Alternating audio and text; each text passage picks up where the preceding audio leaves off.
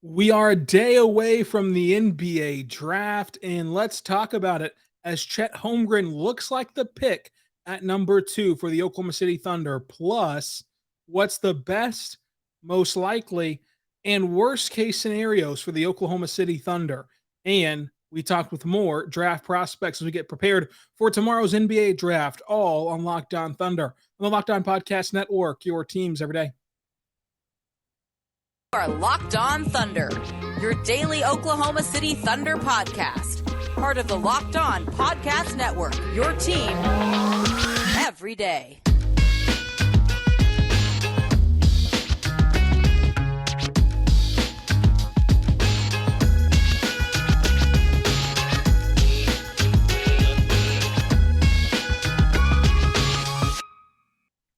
Let's get it going on the Locked On Thunder podcast on the Locked On Podcast Network, your teams every day.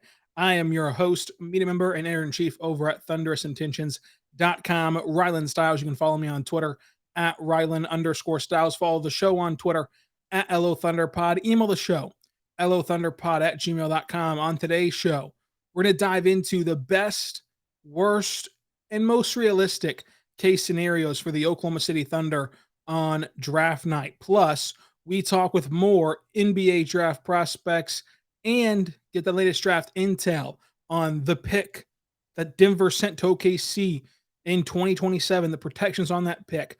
More Chet Holmgren rumors are abound for the Oklahoma City Thunder and everything else that's happened over the last day as we get prepared for the NBA draft in just a few hours. I mean, it's a day away at this point.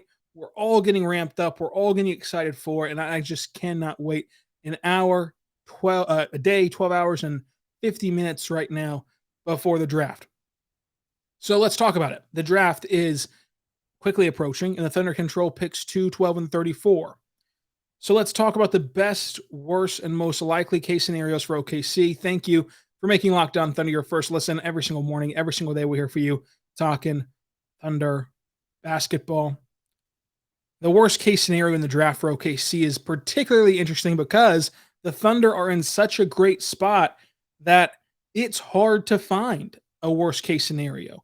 It's difficult to evaluate a situation for the Thunder on Thursday that would be less than favorable.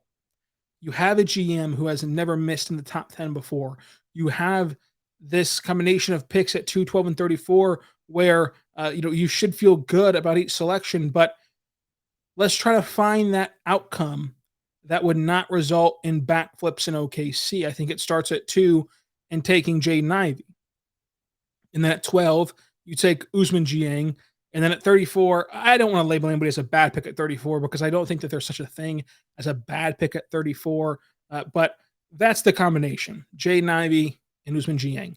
If we sit here Friday morning and that's what you have the show for the season, I think that half the fan base will be very upset because it's a tough sell about the fit between Ivy and Giddey and Shea. I think that they'll be let down because this whole time you're expecting one of Jabari, Chet, Paolo all year long, and then now you're left with Jaden Ivey and Ousmane Dieng. The counter argument to that would be, number one, you're going to be bad enough next year for Victor Wembanyama with this pairing.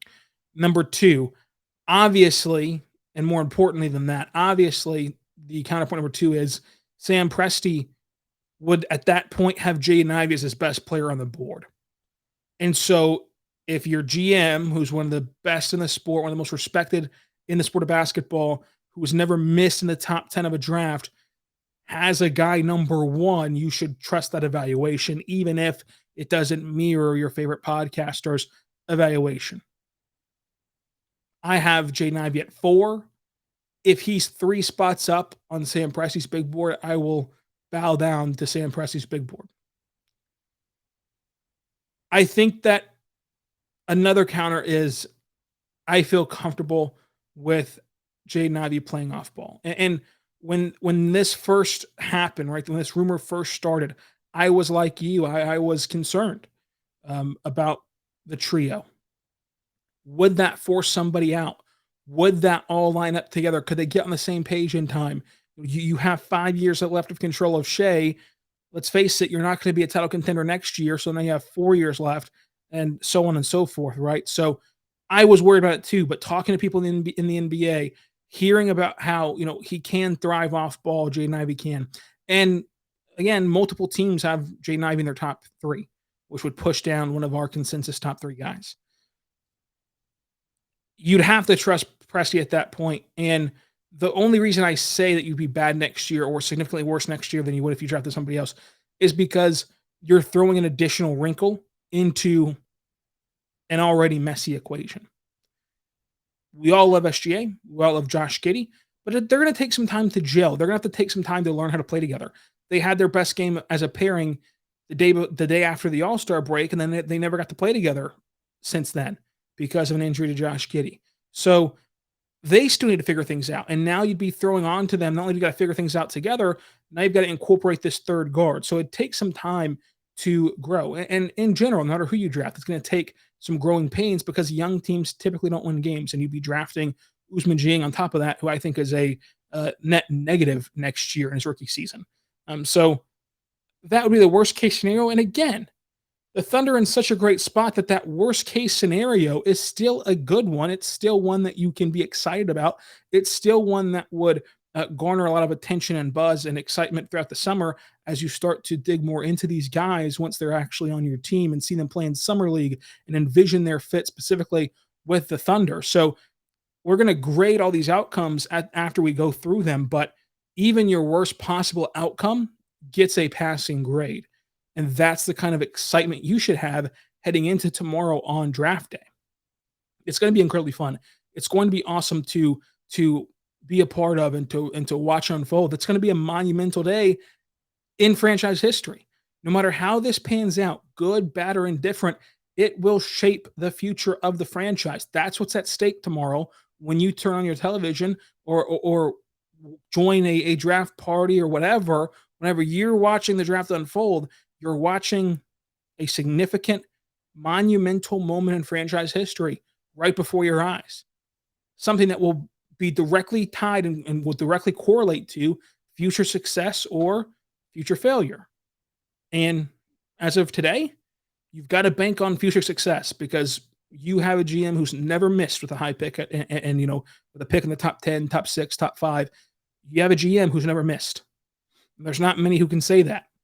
So you got to feel really good about whoever you draft. But this would be the scenario that, again, I'd be calling worst case scenario, but I do think another way to put it would be the least exciting in the moment scenario.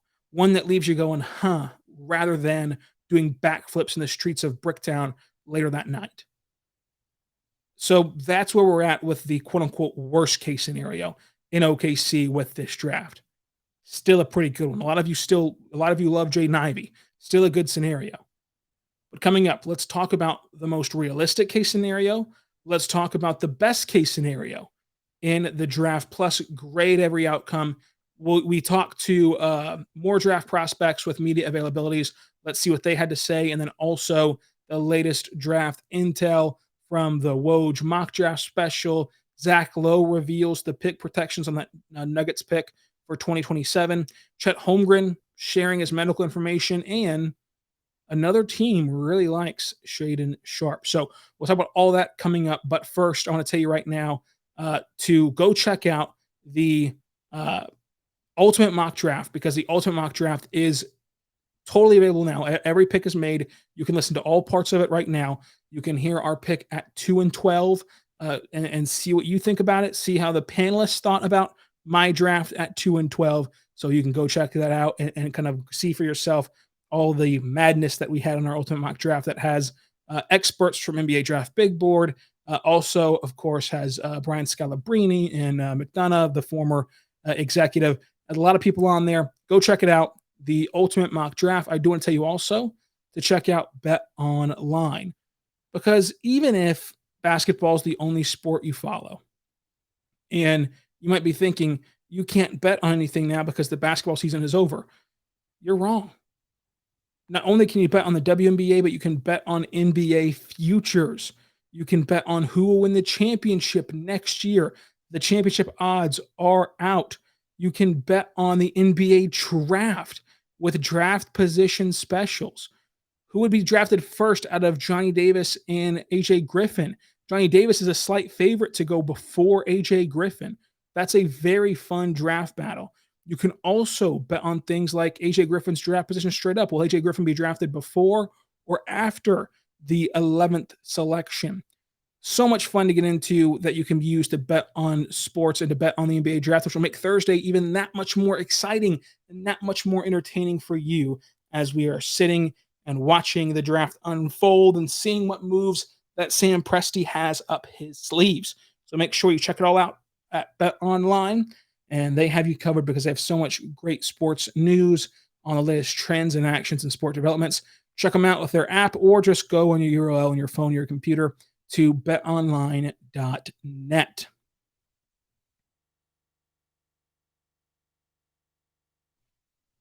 We are back on the Locked On Thunder podcast, on the Locked On Podcast Network, your teams every day. I am your host, Rylan Stiles. You can follow me on Twitter at Rylan_Stiles. Here's the best case scenario for the Thunder.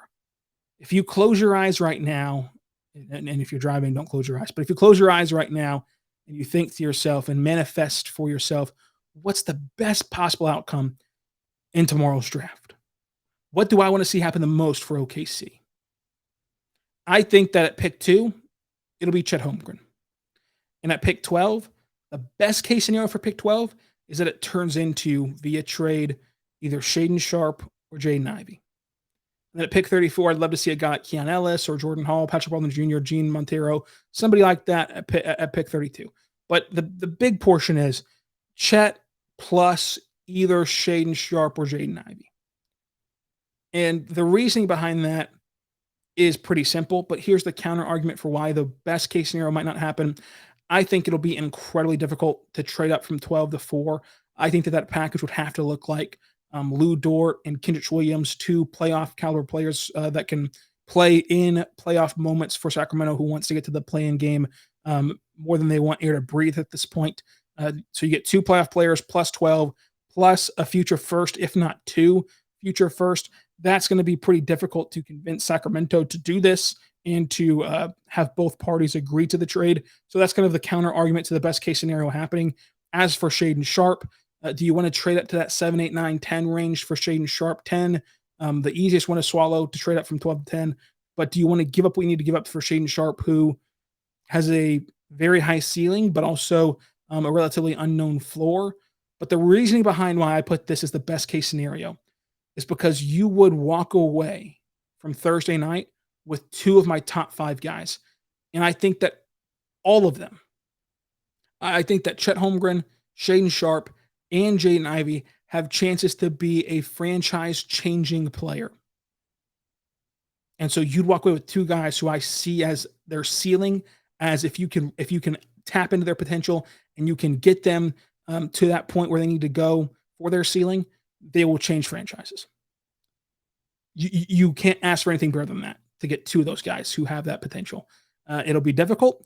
We'll see if they can pull it off. But to me, that is the scenario that I would think would be the best, and I would be celebrating the next day on Locked On Thunder. So let me know down below what your worst case scenario is and best case scenario for the Thunder on Thursday. But here's what I think is the most likely case scenario for OKC is taking Chet Holmgren at 2, Johnny Davis at 12, and then trading back from 34. I think that they'll trade back into the range where, it'll be like in the 40s, mid 40s or so, where it's more comfortable putting guys on 2-way deals, because whenever you stay at 34, that contract that you give that player is going to model that of a late first round pick. It'll have more outs for a team, such as non-guarantees or options, but it's going to be a standard NBA contract, and the Thunder are running out of room for standard NBA contracts.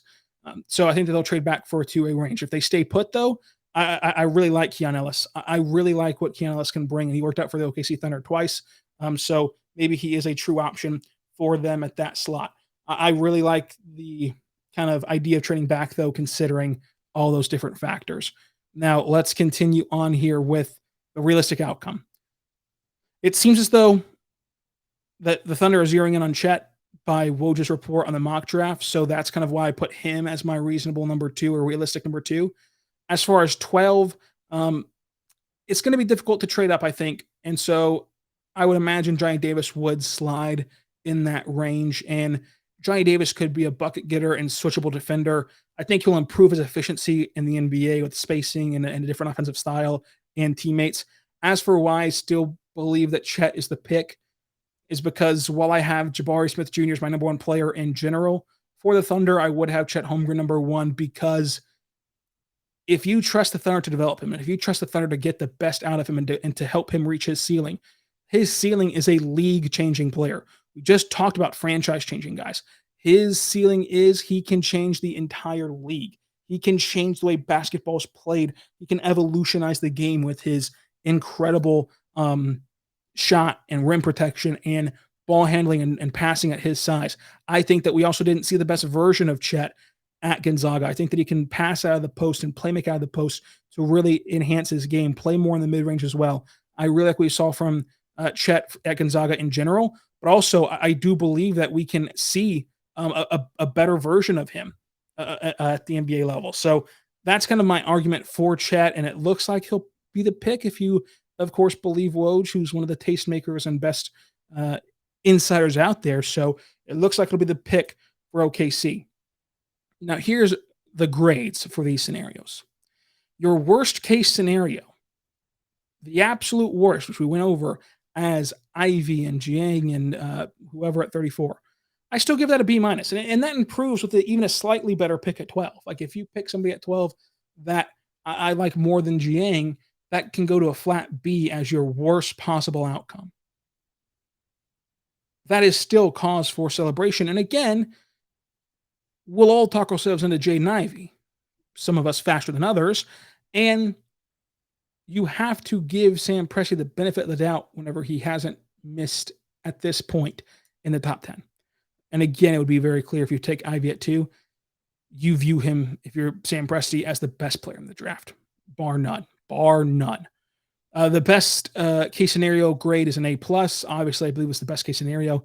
And then the realistic case scenario grade, if you get Johnny Davis, Jeremy Sohan, whoever at 12 and Chet at 2, that's an A for me. That's a really, really good draft. And that's kind of how I see all of this unfolding and all of this going down for OKC as we sit just hours away from the NBA draft that happens on Thursday. Tomorrow, we're going to preview the draft in its entirety, go through my final big board, give you my big board rankings from 1 to 75, plus review the ultimate mock draft, plus review any sort of intel that breaks throughout the day on Wednesday as well. So it'll be very fun to look forward to. Make sure you're checking out the Locked On Ultimate Mock Draft. Of course, draft night has big plans for you as well. So before we get to the third segment, on draft night, one live show is not enough for Locked On. Every show is going live on draft night, so you can even join me for 15 minutes about the Thunder pick on Locked On Thunder on YouTube. The immediate reaction with your local expert. Subscribe to Locked On Thunder on YouTube, or Locked On Magic, for example, or Locked On Rockets, for example. You can go to every team's YouTube channel. They'll have a reaction to their pick pretty quickly after the pick is made. So make sure you go over there and get that done for the picks that you're interested in, the prospects you're interested in, and we'll see how this all unfolds in OKC. I'm going to try to get that done for you guys, that live show out there as well. I'll be in OKC for the draft, so we'll see if we can work that out. Now let's talk about our good friends over at Built Bar. Folks, Built Bar is a fantastic protein bar that tastes just like a candy bar. Go to BuiltBar.com, use the promo code LOCKED15, get 15% off of your next order. Check them out today.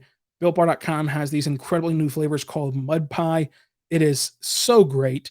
And they come out with so many great flavors throughout the year and just random surprises. And this was a surprise on our doorstep from Built Bar.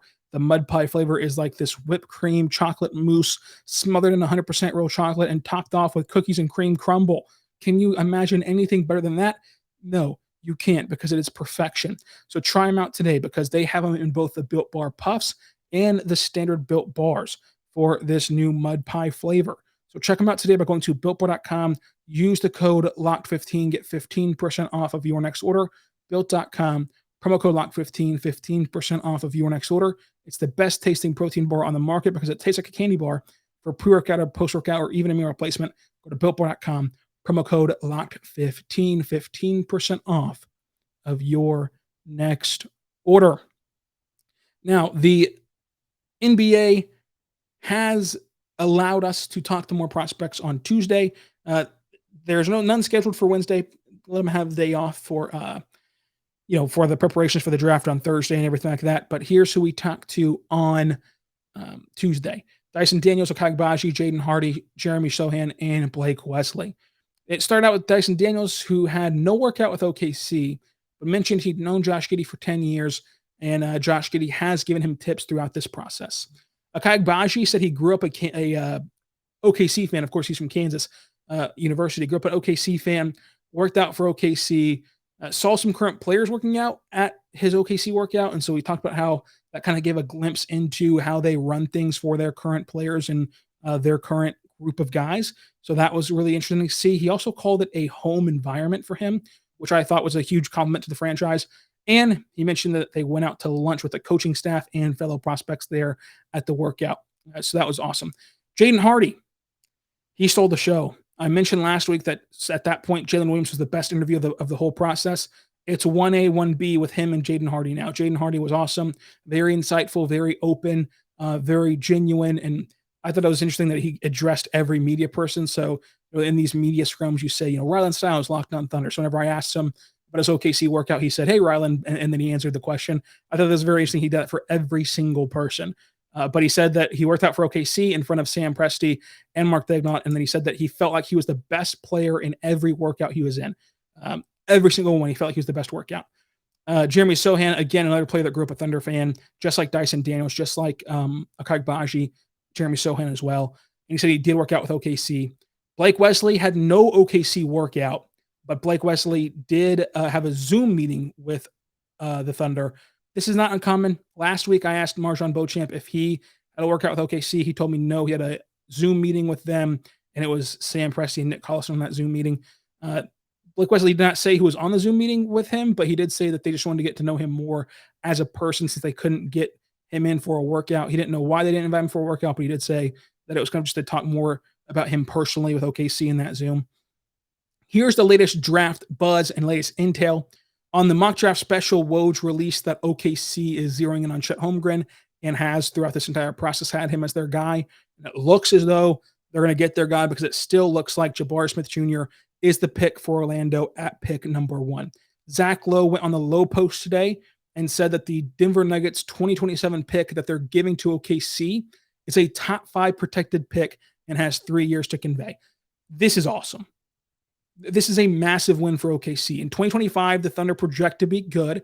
That's not to say that the Nuggets don't, though. So the way I view this trade is, if the Thunder rebuild pans out the way that you expect it to, if the Rockets rebuild pans out the way you expect it to, that's 2 more teams in the West who will be competing. And then who knows what the West looks like at that point. But it's going to be competitive. With that play-in, there's going to always be teams vying to get to the postseason. And so it's going to be pretty easy to foresee in 2027, whether it's injuries or just a bad luck season, that the Nuggets could be a play-in team. And then they could lose the play-in. So the fact that they don't have a lottery protection on this, they only have top 5, is a huge win for OKC. I thought for sure it'd be lottery protected, but for the burden of taking on an expiring contract worth only $8 million, the Thunder get a top 5 protected pick from Denver, which is the perfect sweet spot. Because I think that with the Nuggets pick, I have a hard time imagining it'll be in the top 5, but it's pretty easy to talk yourself into it being in the lottery. Look what happened to the Clippers this year. The Clippers dealt with an injury and then another injury, but they battled their way through it. They got to the play-in and then faltered in the play-in. And so that the pick leaps up to 12. So that same type of season could easily happen to Denver in 2027. So you're going to get the pick somewhere, I think, in that 13, that 12 to 25 range. And the fact that there's no lottery protection on it for Denver is a big deal. And then for the 3-year thing, how likely is it that Denver picks in the top 5 3 straight years? Not very likely. So like it's going to convey at some point. You're pretty confident in anyway. So I think that was a huge win for OKC to get that top 5 protected pick. Chet Holmgren is sharing his medicals with the Thunder and with the Magic as we wrap up the show. So that's good to know. I know a lot of people were worried about that whenever they saw that he wasn't sharing his medicals with every team. And lastly, Jonathan Givony reports that the Blazers seem to like Shaedon Sharpe now, and it appears that Dame really likes him as well. So does that make it harder to trade up for the Blazers pick? What does that look like? What is that even on the option table anymore for OKC to trade up? Like, what's that look like now for the Thunder, who like Shaedon Sharpe as well? But Givony did point out that this might be just posturing to make that pick look more hard to get and thus squeeze out some assets from another team. But that's the report right now. So on tomorrow's show, we're going to preview the entire NBA draft. We're going to do my final NBA big board 1 through 75, and we're going to break down the ultimate mock draft and who I have selected for OKC and anything else that happens between now and then. So until then, be good and be good to one another.